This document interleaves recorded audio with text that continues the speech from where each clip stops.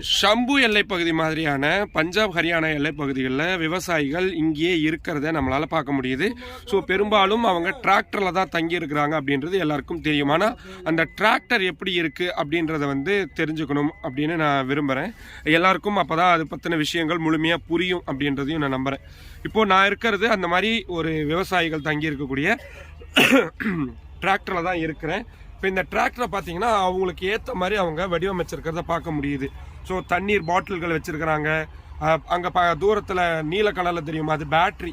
So அந்த பேட்ரியில் தான் இவங்க முடிஞ்ச வரைக்கும் லைட் கனெக்ஷன் எல்லாமே கொடுத்துருக்காங்க. ஸோ மேலே பார்த்தா தெரியும், லைட்டும் போட்டிருக்கிறாங்க, ஒரு குட்டி ஃபேனும் போட்டிருக்கிறாங்க. இந்த குட்டி ஃபேன் இவங்க அதுக்கேற்ற மாதிரி வெல்டிங் வச்சுருக்கிறாங்க. இப்போதைக்கு டெம்பரவரியான ஒரு அரேஞ்ச்மெண்ட் அதாவது வச்சுருக்கிறாங்க. ஏன் ஃபேன் லைட்லாம் இங்கே வச்சுருக்காங்கன்னா, இது நேஷ்னல் ஹைவேவாக இருக்கக்கூடிய சூழலில் ஓப்பன் ஸ்பேஸாக இருக்குது. ஸோ காற்று ரொம்ப அடிக்குது இப்போதைக்கு. இன்னும் ஒரு மாதம் சரியாக கடந்து போச்சுன்னா ஏப்ரல் மே மாதங்களில் கடுமையான வெயில் இருக்கும். உடலுடைய தோலை உரிச்சி எடுக்கிற அளவுக்கு கடுமையான வெயில் அப்படின்றது இங்கே இருக்கும். ஸோ அதை சமாளிக்கிறதுக்காக இப்படியான ஏற்பாடுகளை அவங்க பண்ணி வச்சுருக்காங்க. ஸோ இது ஓடுறது எல்லாமே அந்த பேட்ரிஸில் தான் ஓடுது. ஸோ டிவி அவங்களோட இதெல்லாம் ஒர்க் ஆகிறது இல்லை. பட் ஆனால் ஏதோ ஒரு நம்பிக்கையில் கரண்ட் கிடச்சா பயன்படுத்துவோம் அப்படின்றதுக்காக இந்த மாதிரி குட்டி குட்டி டிவி இதெல்லாம் எடுத்துகிட்டு வச்சுருக்கிறாங்க. ஸோ இது ஒரு டிராக்டர். இந்த டிராக்டரில் ஒரு 4லேருந்து 5 பேர் வரைக்கும் இதில் தங்கியிருக்கிறாங்க. அரிசி, பருப்பு, காய்கறிகள்னு எல்லாமே இங்கே தான் இருக்குது. பின்னாடி தண்ணிக்கான கேன் எல்லாமே வச்சுருக்கிறாங்க சமைக்கிறதுக்கு. ஸோ கீழே விரிச்சு படுக்கிறதுக்கு சின்ன சின்ன பெட்டு மாதிரி வச்சு அவங்க இதை பயன்படுத்துகிறத பார்க்க முடியுது.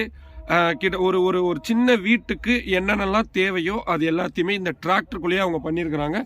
ஸோ எல்லாமே டெம்பரவரியான ஒரு வெல்டிங் தான். இந்த வேலை முடிஞ்சிருச்சு, இந்த ப்ரொட்டஸ்ட் முடிஞ்சிருச்சுன்னா எல்லாத்தையும் ஈஸியாக கலட்டி எடுக்கிற மாதிரி தான் இருக்குது. இப்போ மேலே போட்டிருக்கிற ஸ்க்ரீன் பார்த்தீங்கன்னா தண்ணி உள்ள திடீர்னு மழை வந்துச்சுன்னா ஒழுகாமல் இருக்கிறதுக்காக அந்த கெட்டியான துணியை போட்டிருக்காங்க. சைடில் ஃபுல்லாக பிளாஸ்டிக் கவர்களையும் சாக்குகளையும் வச்சு அவங்க மறைச்சிருக்கிறாங்க.